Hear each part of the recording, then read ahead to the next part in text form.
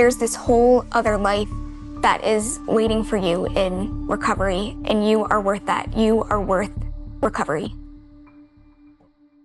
My name is Grace, and I am originally from Cleveland, Ohio.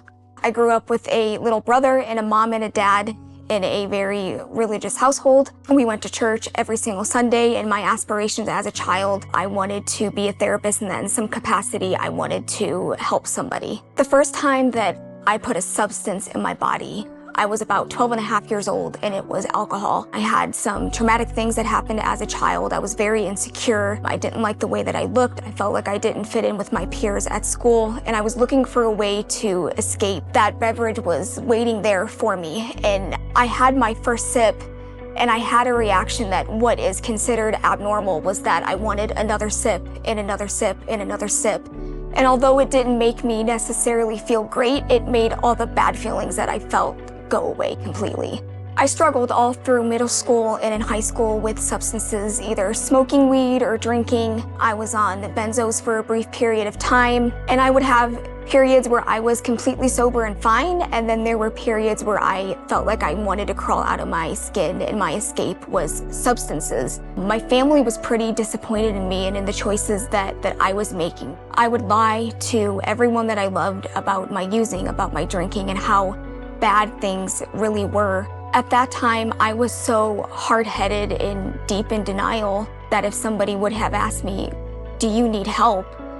my first response would have been, "I don't have a problem." A DUI, being homeless, overdosing on drugs on the sidewalk. After I had come out of an inpatient program for the very first time, I was drinking. It wasn't even 2 hours after that relapse before I had called my dealer, and then I had a needle in my arm. For me, in my addiction, that was the one line that I told myself I was never going to cross, that I was never going to use needles. I no longer cared, and I just let myself go.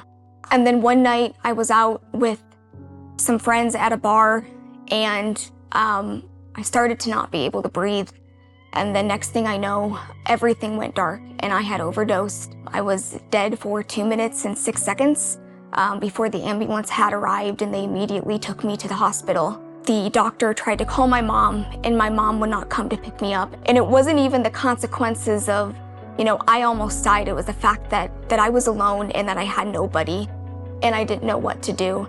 I had a friend that I was previously in treatment with. That was how I got connected to Mile High. They were one of the only sober livings that had an open bed for me at that time. I begged my mom. She drove me out here. She dropped me off at the sober living. I was very scared, but ready to do whatever it took. I got really engaged in the community here. I got vulnerable and honest in group therapy. I got honest with my therapist, and something really incredible happened where I realized that I wasn't alone, and not only was recovery worth it, but that I was worth recovery. There's this amazing community here that is unlike anything that I had ever experienced. I grew so much that I was able to step into a full-time position here, running our alumni department, the same department that made me feel welcomed and included. I got to start to pass that along to other folks who walked through the door. If there's someone out there who is watching this and you're struggling, I want you to know that you are not alone. This disease can be very isolating. One of the many lies this disease told me when I was struggling was that I was completely alone and I isolated, and that is just not the truth. Recovery is amazing. The best part about recovery is that it's not meant to be done alone. It's meant to be done in a community. There's this whole other life that is waiting for you in recovery, and you are worth that. You are worth recovery.